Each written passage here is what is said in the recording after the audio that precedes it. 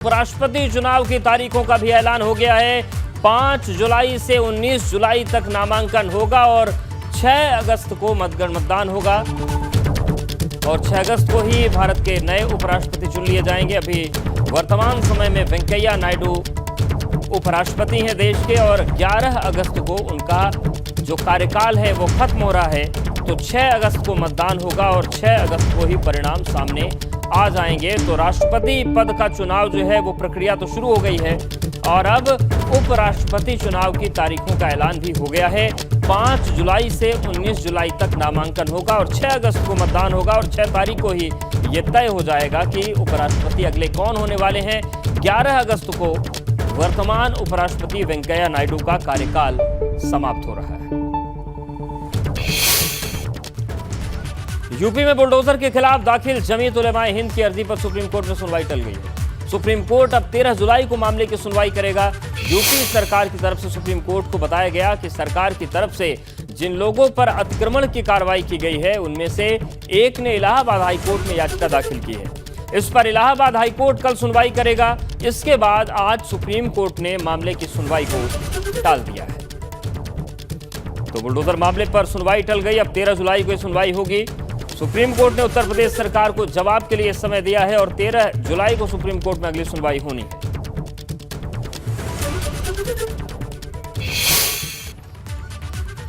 Monsoon की तैयारियों को लेकर सीएम योगी आदित्यनाथ ने समीक्षा की और उसके बाद उन्होंने कई अधिकारियों को निर्देश दिए।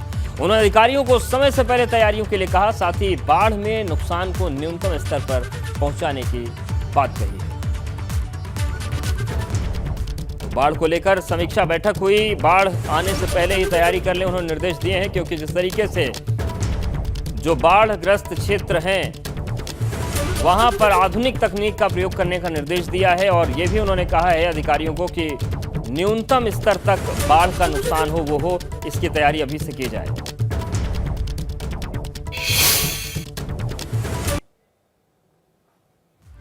थोड़ी भी रुचि ले लें, कोई स्थिति नहीं होनी चाहिए जल जमाव की।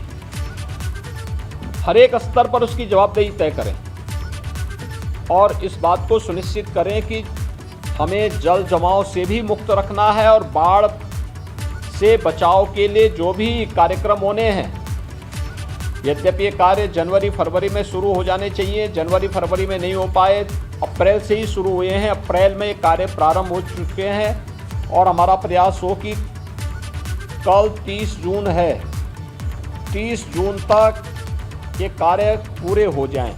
जिलाधिकारी जनपद स्तर पर जनप्रतिनिधियों के साथ भी बेहतर संवाद बना करके इस बात को सुनिश्चित करेंगे कि कार्य योजना जो बनाई गई है वह व्यवस्थित रूप से लागू हुई है या नहीं हुई है। ऐसा नहीं कि हम बाढ़ आने का इंतजार कर रहे हैं तब आप नाव की व्यवस्था करेंगे, बाढ़ आने का इंतजार करेंगे तब आप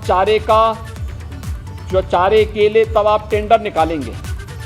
ये सारी कार्य योजना आपके पास पहले से होनी चाहिए। अगर बचता भी है तो जब आपके पास निराश्रित गौआश्रय स्थल हैं आप वहां उनको बेच दीजिए, बात पर उनकी आवश्यकता पड़ेगी ही पड़ेगी। लेकिन आपके पास हमेशा एक स्टॉक इस प्रकार का होना चाहिए जहां पर आप पर्याप्त मात्रा में बाढ़ पीड़ितों के लिए खाद्यान्न और राहत पैकेट बनाने की व्यवस्था के साथ साथ जो वहां पर बाढ़ के कारण जिन पशुओं को सुरक्षित स्थानों पर पहुंचाने की कार्रवाई होगी उन्हें आप पर्याप्त मात्रा में उनके लिए भी चारे की व्यवस्था दे सकें।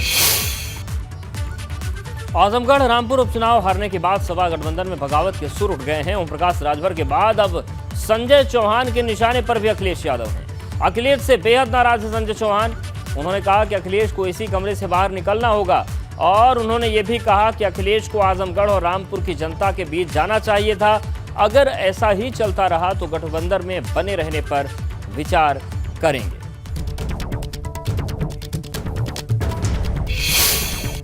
आजमगढ़ और रामपुर में समाजवादी पार्टी की हार का जिम्मेदार कौन? बात करने के लिए उस गठबंधन के सबसे पुराने सहयोगी संजय चौहान हमारे साथ हैं। संजय जी, 2 टुक शब्दों में आजमगढ़ और रामपुर में हार का जिम्मेदार? देखिए, समाजवादी पार्टी के कार्यकर्ताओं की अकर्मण्यता, समाजवादी पार्टी के कार्यकर्ताओं का अति उत्साह, समाजवादी पार्टी के गठबंधन के दलों में आपसी सामंजस्य का अभाव और सबसे बड़ी बात कि समाजवादी पार्टी के कार्यकर्ता धर्मेंद्र यादव के साथ फोटो खिंचाए, काम कंप्लीट हो गया। आपको लगता है कि अखिलेश यादव को विक्रमादित्य मार्ग से निकलकर आजमगढ़ की धरती पर जाना चाहिए था, रोड शो करना चाहिए था, सभाएं करनी चाहिए था, आपसे बात करनी चाहिए? देखिए, 2022 का चुनाव हम हारे हैं। हमारे कार्यकर्ता के अंदर उत्साह की कमी है, हमारे लोगों का भरोसा टूटा है। हमारे नेता की जिम्मेदारी बनती थी कि वो फील्ड में जाकर के कार्यकर्ताओं का उत्साह वर्धन करे, गठबंधन के साथियों और गठबंधन के जो वोट हैं उनमें सामंजस्य बिठा करके पार्टी को दिलवाने का प्रयास करना चाहिए। संजय चौहान जी, आपका इतना बड़ा वोट है, वहाँ एक मास वोट है, आप अपने वोट को समाजवादी पार्टी के साथ कैसे दिलवाएंगे? इसकी आपके पास क्या रणनीति है? फोन पर भी बात नहीं? फोन पर भी बात नहीं हुई। कहा था कि जाने के लिए कि जाओ चुनाव में, आदेश आया, हम लोग चले गए। हम चुनाव में जाकर के धर्मेंद्र यादव जी को फोन कर रहे हैं, धर्मेंद्र यादव जी अपना फोन एंटरटेन नहीं कर रहे हैं। 24 में क्या होगा जब ये स्थिति रहेगी? अगर यही स्थिति रही तो 2024 में भाजपा के सामने तो कोई विपक्षी नहीं रहेगा। तो कितना पाएगी समाजवादी पार्टी? पिछली बार तो 5 पाई थी, उसके पिछले भी 5 पाई थी। मैं आपसे कह तो रहा हूं कि अगर यही रवैया रहा तो बीजेपी के सामने कोई विपक्ष नहीं रहेगा। ऐसा नहीं है कि हम बीजेपी को हरा नहीं सकते। बीजेपी की ताकत अति पिछड़ी जातियां हैं जो आज बीजेपी के साथ खड़े हैं। समाजवादी पार्टी वो दायरा तो बनाए, अखिलेश यादव जी उसको साबित तो करें। अच्छा, ये बताइए, दारा सिंह चौहान और स्वामी प्रसाद मौर्य के आने से समाजवादी पार्टी को फायदा हुआ है कि नुकसान हुआ है? इन दोनों लोगों के आने से समाजवादी पार्टी के चुनाव से पहले ये लोग आए। अखिलेश यादव जी को ये तय करना पड़ेगा कि दगी हुई कारतूसों से वो जंग नहीं जीतेंगे। और ओम प्रकाश राजभर ने अखिलेश यादव पर निशाना साधा। उन्होंने कहा कि अखिलेश यादव ने 2022 के चुनाव की गलती से सीख नहीं ली। एक बार फिर से आखिरी वक्त में प्रत्याशी देने को उन्होंने गलती दोहराई। अखिलेश ने जिस दिन इस्तीफा दिया उसी दिन प्रत्याशी घोषित करते। अखिलेश प्रचार के लिए नहीं निकले, वरना 8,500 वोट का अंतर नहीं होता। उन्होंने ये भी कहा कि हमने आजमगढ़ में 12 दिन सभा की, वो इसी में बैठे रहे। इतना ही नहीं, उन्होंने कहा कि अखिलेश यादव को विरासत में राजनीति मिली है, जनता वोट देना चाहती है लेकिन ये लेना ही नहीं चाहती। अपने दम पर नहीं, माननीय मुलायम सिंह यादव जी की कृपा पर मुख्यमंत्री बने। माननीय मुलायम सिंह जी के नेतृत्व में चुनाव हुआ था 2012। इनके नेतृत्व में जितने चुनाव हुए, 14 हारे, 19 हारे, 17 हारे, 22 हारे, बाई इलेक्शन हुआ, यो हारे, एमएलसी हारे। एक को चुनाव बता दें जो जीते हों। मतलब अखिलेश यादव जी अपने दम पे एक भी चुनाव नहीं जीते हैं। आप बताइए कहाँ जीते हैं? ये मुख्यमंत्री की बात जो कर रहे हैं, ये माननीय मुलायम सिंह यादव जी के नेतृत्व में चुनाव लड़ा रहे हैं। माननीय मुलायम सिंह यादव जी धरातल के नेता हैं, बाप के विरासत ने मिली है। धरातल पे कौन काम किए हैं? कई गांव मीटिंग किए हैं, कई गांव में संगठन बनाए हैं। वो माननीय मुलायम सिंह यादव जी और माननीय शिवपाल जी से पूछें तो वो बताएंगे कौन गांव, कौन विधानसभा, कौन ब्लॉक किधर है, उनको पता है, वो जानते हैं। तो सुना आपने, बेहद सख्त लहजे में ओपी राजभर ने अखिलेश यादव को आईना दिखाया है। लखनऊ के भाजपा दफ्तर में आज यूपी की 14 सीटों पर बीजेपी नेताओं के बीच चर्चा हुई। 2019 में भाजपा इन सीटों पर चुनाव हार गई थी। इसके बाद आज बैठक कर इसे जीतने की रणनीति तैयार की गई। सभी संयोजक और प्रभारियों को अपने क्षेत्र के बूथ मजबूत करने पर विशेष ध्यान देने के निर्देश दिए गए हैं। एक बूथ 20 यूथ पर और ज्यादा फोकस करके काम होगा। जिन 14 सीटों पर अभी भाजपा नहीं, उनको फोकस कर जल्द विशेष अभियान शुरू किया जाएगा। 1 जुलाई से 31 जुलाई तक ये विशेष अभियान चलेगा। केंद्रीय मंत्रियों के दौरे भी लगाए जाएंगे।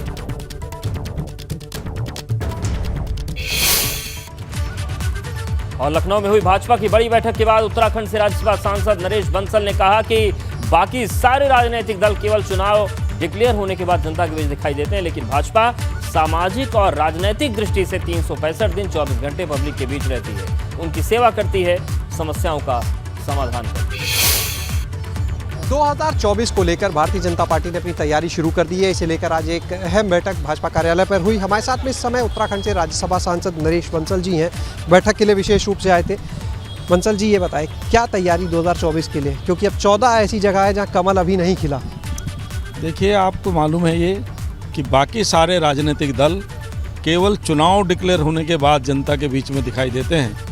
भारतीय जनता पार्टी सामाजिक दृष्टि से, राजनीतिक दृष्टि से 365 दिन 24/7 पब्लिक के बीच में रहती है, जनता की सेवा करती है, जनता की समस्याओं का समाधान करती है।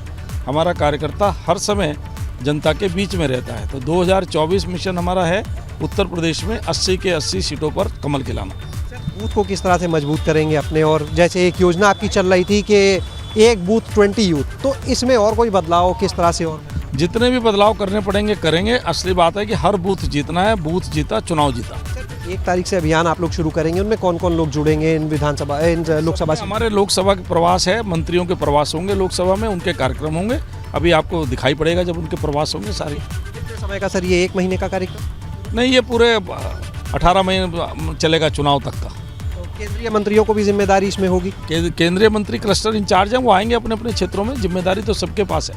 अभियान 1 तारीख से शुरू होगा, ये सिर्फ इन 14 लोकसभा सीटों के लिए चालू होगा या 80 के 80? मैंने कहा ना, हमारा लक्ष्य है 80 के 80 कमल खिलाना। उसके लिए जो भी हमको रणनीतिक रूप से कार्यक्रमों की दृष्टि से करना होगा वो सब हम करेंगे। जो सरकार के 100 दिन अभी पूरे हो रहे हैं यहाँ पर, उनकी जो उपलब्धियाँ हैं क्या उनको भी लेकर जाएंगे जनता के बीच में? हम एक एक दिन की उपलब्धि जनता के बीच में, जनता जानती है। जनता को हम पहली बार ऐसी सरकारें बनी हैं डबल इंजन की जो लास्ट में डिलीवरी कर रही हैं और सीधी हर व्यक्ति तक जिसको लाभ उसका मिलना चाहिए उसको मिल रहा है।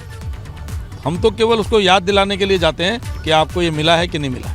रामपुर आजमगढ़ के बाद समीकरण में किस तरह का बदलाव देख रहे हैं उत्तर प्रदेश में? रामपुर और आजमगढ़ ने ये बता दिया है कि जीत करके कि 80 के 80 सीटों पर भाजपा का कमल खिलने वाला है। समीकरण किस तरह बदलते देख रहे हैं? समीकरण राजनीति में बदलते रहते हैं। क्या मुस्लिम ज़्यादा फैक्टर वैसे ही चलेगा, बदल गया? मैं किसी फैक्टर पे नहीं जाता, एक ही फैक्टर है बीजेपी का कमल खिलना। लखनऊ में हुई भाजपा की बैठक के बाद पूर्व मंत्री मुकुट बिहारी वर्मा का कहना है कि सारे कार्यकर्ता लग जाएंगे, कमल खिल जाएगा। बूथ मजबूत करना परम धर्म है, हारे या जीते का सवाल नहीं। मुकुट जी ये बताएं, आज क्या रणनीति बनी, किस तरह से इन 14 सीटों पे कमल खिलाएंगे? वो तय है, सारे कार्यकर्ता लग जाएंगे, कमल खिल जाएगा। किस तरह? वही बूथ मजबूत करने वाली प्लानिंग और क्या क्या रहेगा? जिलाते जी के भाई जी के। अच्छा बताएं। नहीं, बूथ मजबूत करना नहीं, बूथ तो मजबूत करना ये तो सबका है, हारे जीते का सवाल है नहीं। बूथ मजबूत करना ये परम धर्म है, बस बाकी कुछ नहीं करना, खाली बूथ मजबूत करो, भाषण बंद। रामपुर आजमगढ़ के बाद अब ये जो 14 सीटें, इन्हें कैसे देखते हैं? उससे बड़ी भी कोई चुनौती है रामपुर आजमगढ़ से बड़ी, या ये सब उससे हल्के में ले रहे हैं आप? हम सब चुनौती को चुनौती मानते हैं, किसी को हल्का नहीं लेते। जीती हुई सीट भी हारी जाती हैं तो हम हल्के में लेते हैं, इसलिए हम हल्के में कुछ नहीं ले रहे हैं, सब जीत। तो क्या निर्देश दिए हैं, किस तरह से अब आगे इस बाजी को जीतना है, क्या निर्देश दिया? खाली कहा जीतना है, बस। कैसे स्ट्रैटेजी को कहा है जीतना है। स्ट्रैटेजी क्या होगी? स्ट्रैटेजी किस तरह से होगी? अपने बूथों पर लग जाओ, बूथों पर लग जाओ। क्या कोई लक्ष्य दिया है, कितने कितने लोगों को जोड़ना है? कोई लक्ष्य नहीं, कोई लक्ष्य नहीं, एक लक्ष्य, जीतना है। आगरा में आम आदमी पार्टी का 7वें दिन भी धरना प्रदर्शन जारी है। आज धरना स्थल पर प्रतीकात्मक तौर पर बुलडोजर भी लाया गया, साथ ही भूमाफिया को भीख देने के लिए टोकरी भी रखी गई जिसमें लोग पैसे डाल रहे थे। दरअसल आम आदमी पार्टी का कहना है कि ये घोटाला 3,500 करोड़ का है, जिसमें कई सारे भूमाफियाओं को जॉन मिल पर जमीन का कब्जा किया हुआ है। हजारों करोड़ों के जॉन्स मिल घोटाले को लेकर आम आदमी पार्टी की आगरा इकाई लगातार कलेक्ट्रेट में प्रदर्शन कर रही है और आज उनका 7वां दिन है। और ऐसे में सबसे बड़ी खास बात यह है कि बुलडोजर का जो प्रतीक चिन्ह लेकर वो यहाँ जो आम आदमी पार्टी के नेता हैं कपिल वाजपेयी यहाँ प्रदर्शन कर रहे हैं, धरने पर बैठे हुए हैं।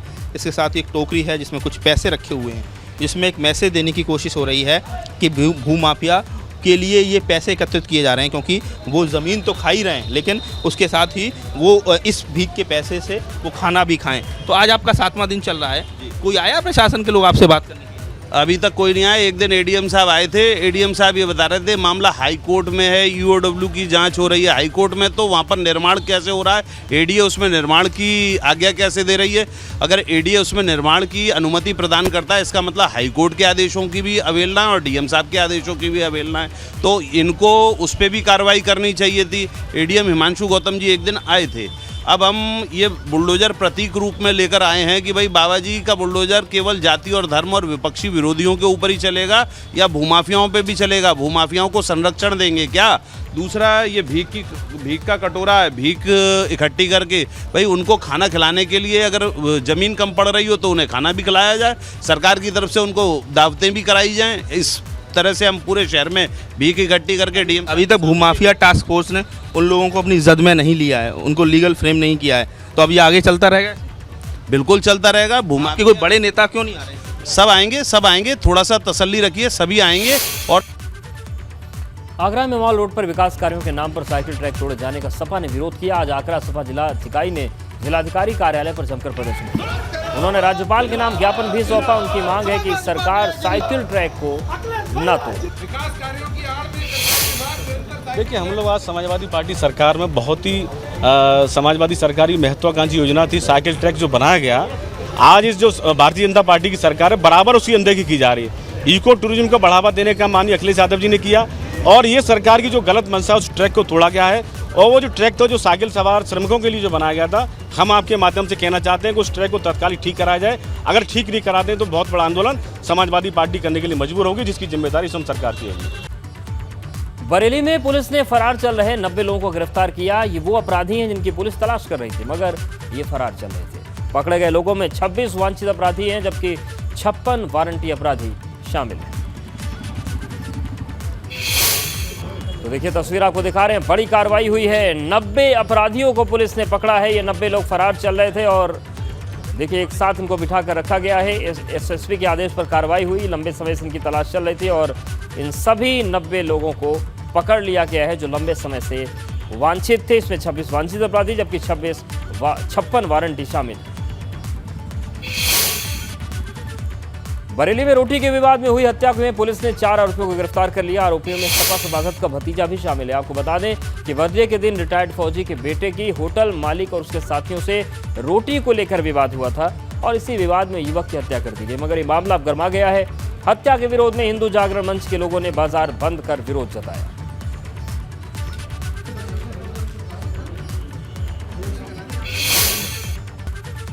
रायबरेली में तहसील परिसर में वकीलों ने हंगामा किया। नायब तहसीलदार कोर्ट में वकील और नायब तहसीलदार के बीच नोकझोंक हुई। वकीलों ने तहसीलदार पर काम न करने और बदसलूकी करने का आरोप लगाया।